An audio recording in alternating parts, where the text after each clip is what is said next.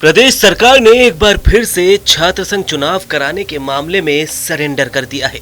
Court में राज्य सरकार ने जवाब पेश करते हुए प्रदेश में छात्र संघ चुनाव कराने से मना कर दिया।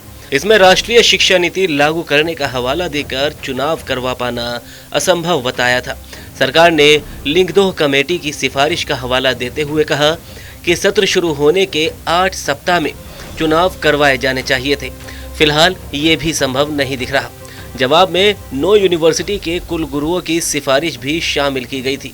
इसमें कुलगुरुओं ने शैक्षणिक सत्र कक्षाओं के कार्यक्रम का हवाला देते हुए चुनाव नहीं कराने की राय दी थी।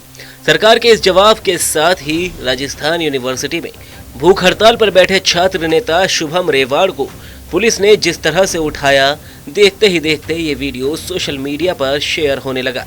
प्रदेश के पूर्व मुख्यमंत्री अशोक गहलोत ने एक वीडियो पोस्ट करते हुए लिखा कि छात्र संघ चुनाव बहाल करवाने की मांग को लेकर राजस्थान विश्वविद्यालय में अनशन कर रहे छात्र नेताओं को पुलिस द्वारा जबरन बलपूर्वक वहां से उठाना निंदनीय है। लोकतंत्र में धरना, प्रदर्शन, अनशन अपनी बात सरकार के सामने रखने के लोकतांत्रिक तरीके हैं।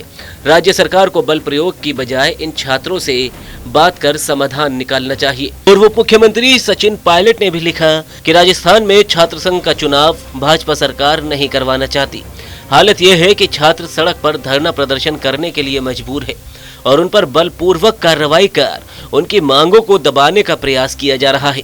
भाजपा सरकार ने अपनी मंशा साफ करते हुए हाई कोर्ट में भी कह दिया कि वे इस चुनाव को कराने के पक्ष में नहीं है। आखिर सरकार क्यों नहीं चाहती कि छात्रों के बीच से नए नेतृत्व को अवसर मिले? छात्रों की मांगे जायज है और सरकार को इन मुद्दों पर गंभीरता से विचार करना चाहिए। गहलोत और पायलट के साथ ही प्रदेश कांग्रेस के कई अन्य नेताओं ने भी पुलिस की इस कार्रवाई को गलत ठहराया। सोशल मीडिया पर एक मुहिम सी चलाई गई। वहीं भूख हड़ताल पर बैठे शुभम रेवाड़ ने इन नेताओं को रिपोस्ट किया, जिसमें उन्होंने पायलट के पोस्ट को रिपोस्ट करते हुए लिखा, आदरणीय सचिन पायलट जी, युवाओं ने जब भी आपको याद किया, आपने मजबूती से उनका साथ दिया। इसी का ही एक उदाहरण आज आपके द्वारा छात्र संघ चुनाव बहाली की आवाज को बुलंद करना है।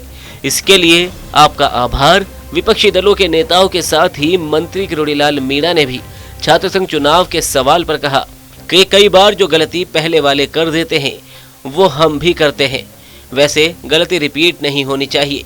गहलोत साहब भी कहते हैं कि हर गलती की सजा होती है, इतिहास उसे बख्शता नहीं है। छात्र संघ चुनाव करवाने या ना करवाने के सवाल पर किरोड़ीलाल ने कहा कि छात्र संघ चुनाव पर ये तो आप मुख्यमंत्री से पूछें, मैं तो कहने के लिए अधिकृत ही नहीं हूँ। किरोड़ी के बयान को नसीहत के तौर पर देखा जा रहा है। किरोड़ी ने छात्र संघ चुनाव नहीं करवाने के सरकार के फैसले को पिछली सरकार की गलती रिपीट करने के तौर पर देखा है। किरोड़ी ने इसकी जिम्मेदारी उच्च स्तर पर डालते हुए खुद का स्टैंड साफ करने का प्रयास किया है।